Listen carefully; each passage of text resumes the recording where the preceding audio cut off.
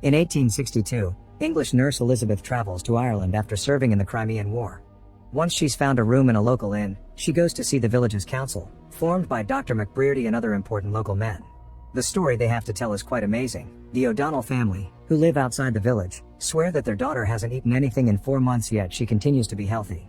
This has caused tourists and journalists to come from all over to visit the miraculous girl, and the council feels the village is being mocked in newspapers.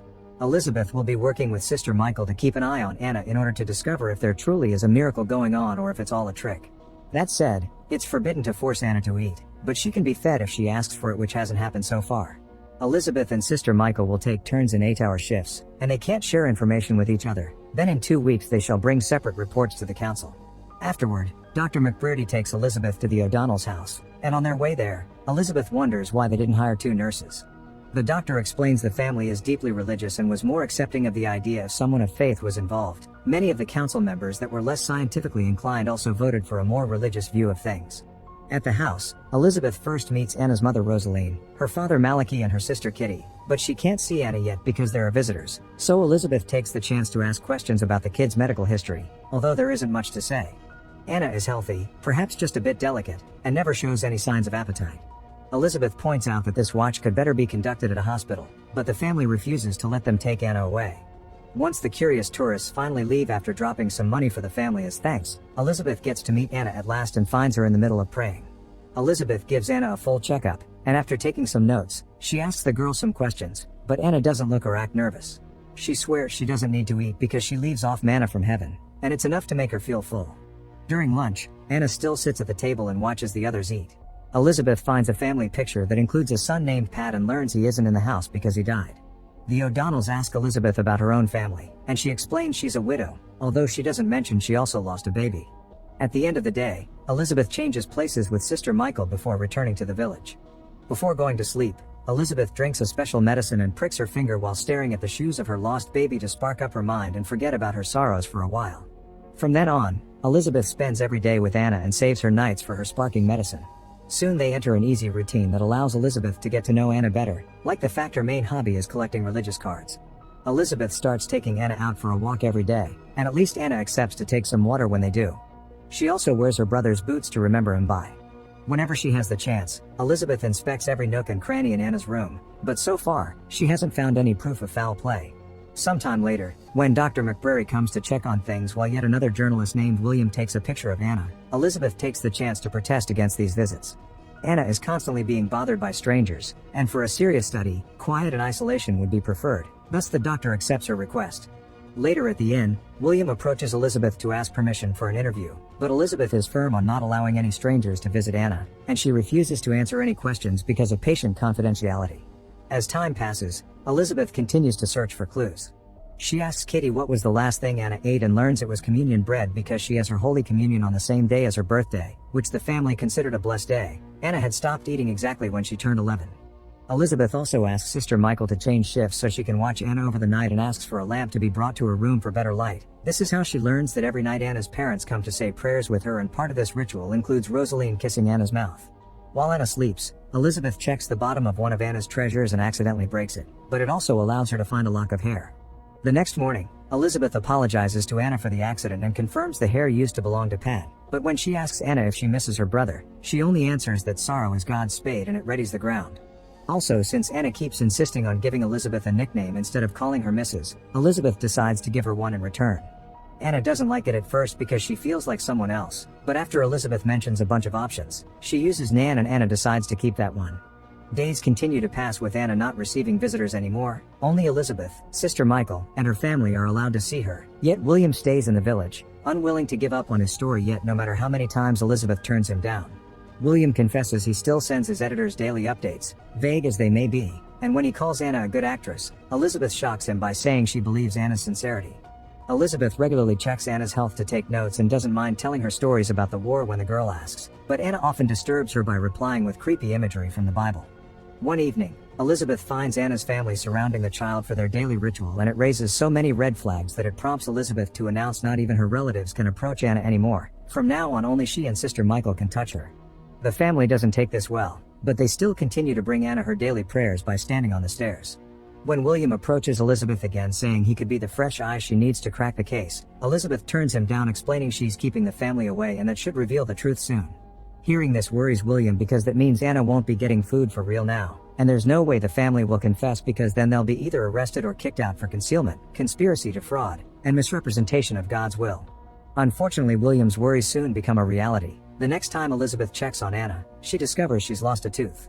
One afternoon, while Elizabeth is making her way back to the village, she's approached by Kitty for a little chat and finds out William used to live here as a kid before he left for London to study. His family died in the Great Famine after they locked themselves up in their house to avoid public humiliation, and William hadn't been there for them. When Elizabeth returns to the inn, she realizes William is the only that understands the grieving pain she's going through, and they end up getting together for the night. After they're done, Elizabeth explains she isn't actually a widow. When she lost her baby, her husband vanished, so in her eyes he may as well be dead. From then on, Elizabeth allows William to come to the daily walks with Anna, that way he can satisfy his curiosity without anyone else getting ideas about breaking the rules. For now though, William doesn't ask any intrusive questions and opts instead for sharing stories about all the countries he's visited for his job. Sadly, things don't get any better. Anna is getting weaker and is constantly tired.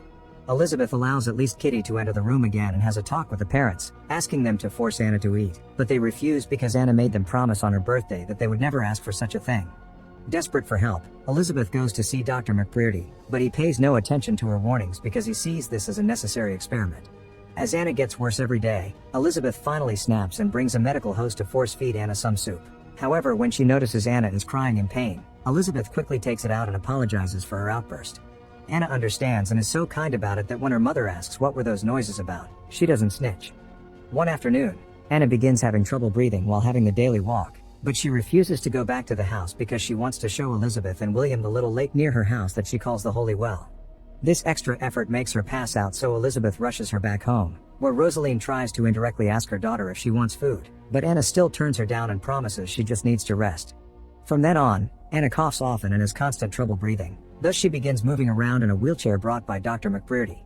After a night spent comforting Anna because coughing wouldn't let her sleep, Elizabeth is having lunch on her own and her obsession with the case finally lets her have a revelation. She rushes to see Anna and tells her the sacred manna she thought she was consuming through God had been chewed food her mother fed her through the kisses during their rituals, but Anna refuses to see it as food. Because it was part of the ritual, it still counts as a holy secret, but Elizabeth will never understand because she doesn't share their beliefs. Even if the truth is out now, Anna refuses to receive food or those kisses again because she's been fasting on purpose to save her brother's soul. It turns out Pat took advantage of Anna since she was 9, calling it double love because she was both a sister and a wife to him. Rosaline blamed Anna for Pat's despicable actions and now Anna even admits she loved him too. That's why she's fasting. Usually religious fasting is only for a day or two, but Pat's soul must be terribly deep in hell for his actions. He died of a mysterious disease that Anna thinks was a sign of God's wrath, so she must make a sacrifice to save Pat's soul from damnation.